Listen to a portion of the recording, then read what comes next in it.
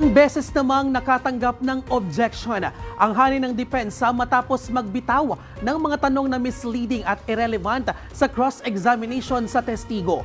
Kaugnay pa rin ito ng ika-4 na article of impeachment. Humingi tayo ng update mula sa Senado. Live magre-report si Camille Gonzalez. Camille. Bien, mas lumalalim ang pagtalakay sa mga isyong nakapaloob sa Article 4 ng impeachment complaint sa ikalimang araw ng paglilitis. Kanina sa pagpapatuloy ng cross-examination, nanindigan ng ikalawang testigo ng prosekusyon na si NBI BARM Regional Director Attorney Jeremy Lotoc sa kanyang mga naunang testimonya.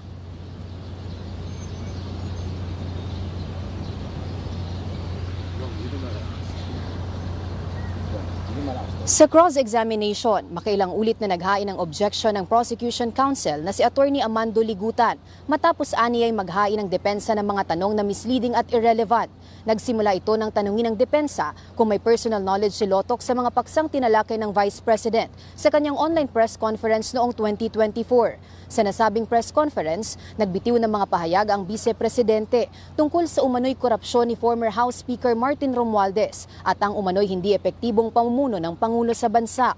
Bagamat consistent ang sagot ni Lotoc na wala siyang personal na kaalaman sa mga isyong ito at binigyang diin na nakatuon lamang ang investigasyon ng NBI sa mga aktual na pahayag o utterances ng Vice Presidente, ipinagpatuloy pa rin ng depensa ang ganitong estilo ng pagtatanong.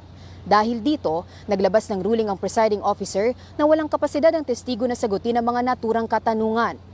Hirit naman ni Attorney Ligutan. I will object on the same ground, and I hope that the presiding officer will do the same ruling. This witness is incompetent. I know what the defense is doing.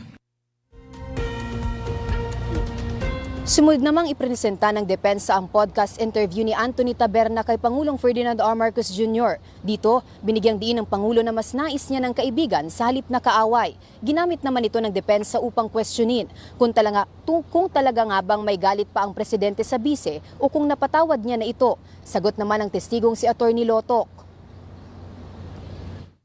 As lawyers, we know for a fact that the state of mind can manifest based on the overt acts of the speaker.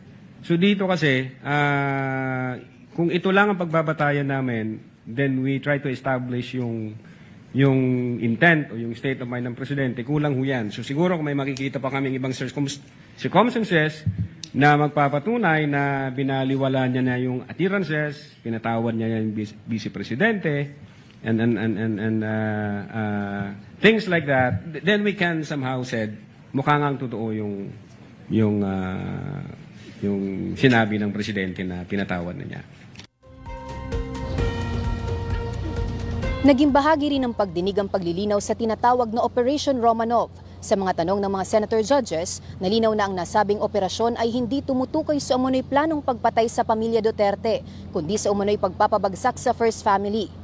Bien, matatag nga ang paninindigan ni Attorney Jeremy Lotoc na batay sa investigasyon ng NBI sa paraan ng pananalita ng Vice Presidente at sa kanyang mga pahayag, ang mga nais sa publikong pagbabanta ay pumapasok sa mga kasong grave threat at inciting to sedition. Para sa totoong balita sa Bagong Pilipinas, Camille Gonzalez, Congress News.